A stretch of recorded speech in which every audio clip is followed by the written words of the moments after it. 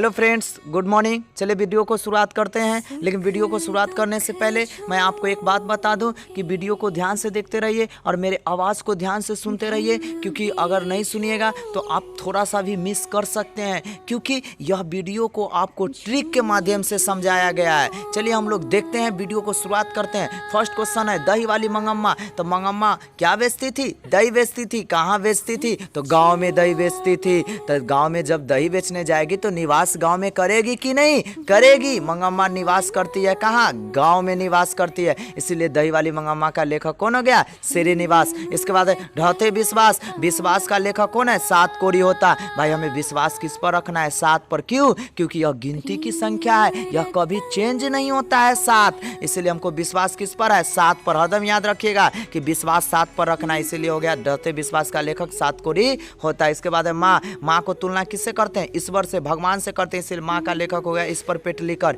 या इसको मैं ऐसे भी याद कर सकते हैं, माँ घर में एक बेटी रहती है, ज़्यादा खाना खा लेती है तो माँ बेटी को क्या कहती है? दुलार से, पेटली कहीं कर, इसीलिए माँ का लेखक हो गया ईश्वर पेटलीकर। इसके बाद है नगर। नगर का लेखक कौन? सुजाता। तो याद कैसे रखेंगे? नगर में मुखिया किसको बनाना है? सुजाता को। इसको रखेंगे याद कि नगर में सुजाता को मुखिया बनाना है। सुजाता तुमको देखभाल करना है, नगर को मुखिया बना दिए, तो नगर में हम लोग मुखिया किसको बना दिए? सुजाता को, इसलिए नगर का लेखक सुजाता हो गया। इसके बाद है धरती कब तक घूमेगी? सावर दैया। दैया रे दैया, तुमको पता नहीं है? धरती सालों भर घूमेगी, इसलिए धरती कब तक घूमेगी के लेखक कौन हो गया? सावर दैया। इसके बाद भाषा को याद रखेंगे, कौ गुत्तरा, मतलब दही वाली मंगम्मा का कन्नड़, धौते विश्वास का उड़िया, माँ का गुजराती, नगर का तमिल और धरती कब तक घूमेगी? राजस्थानी। अब हम लोग देखते हैं गोधूली का। या तो आपको याद तो हो ही रहा होगा। चलिए अब गोधूली का देखते हैं नेक्स्ट पेज पे।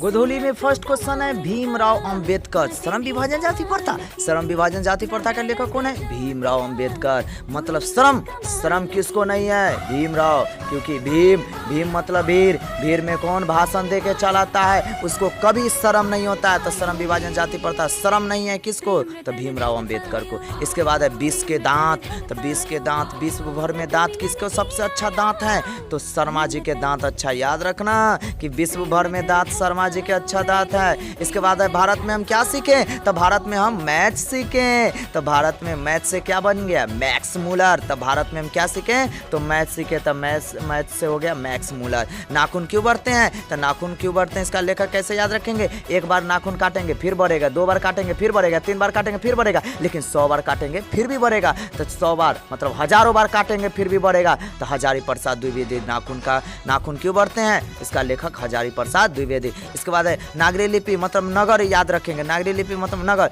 नगर में हम गुना करेंगे, आदमी को जोड़ेंगे घटाएंगे तब भी हमको कुछ नहीं होगा, लेकिन नगर में हमको गुना करना पड़ेगा, इसलिए हो गया गुणाकर मूल्य। नागरी लिपि का लेखक कौन? गुणाकर मूल्य। बहादुर। तो बहादुर कौन बनता है? जो अमर रहता है। तो बहादुर का लेखक हो गया अमरकांत। इसके बाद हम 7 नंबर प्रश्न को देखते हैं। क्या याद हो रहा है कि नहीं? मजा आ रहा है कि नहीं? आएगा, देखते रहिए, आपको एग्जाम में